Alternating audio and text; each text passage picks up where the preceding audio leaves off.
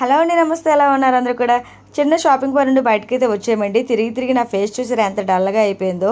ఇంక ఇంటికి వెళ్ళి వంట చేసేంత ఓపిక కూడా నాకు లేదు. టైం కూడా చాలా ఎక్కువైంది అనమాట. అందుకని మా వారైతే బయట టిఫిన్ చేసి వెళ్ళిపోదామని చెప్పేసి ఈ మిల్లెట్స్ టిఫిన్ సెంటర్కి అయితే తీసుకొచ్చారనమాట.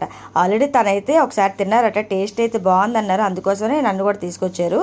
సో ముందు వచ్చేసి పొట్ల మెట్లు అయితే ఆర్డర్ చేసుకున్నాం అనమాట. ఇదైతే టేస్ట్ బాగుంది, సాఫ్ట్గా ఉంది.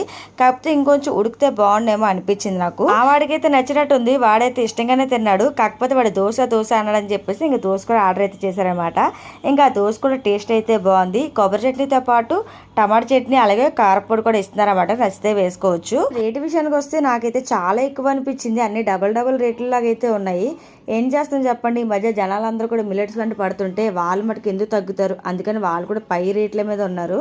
అయినా కానీ జనం అయితే ఎక్కడ తగ్గలేదు, అలా వచ్చి వెళ్తూనే ఉన్నారన్నమాట షాప్కి. సో మీరైతే వెళ్తూ ఒక లైక్ అయితే చేసేయండి. బాయ్.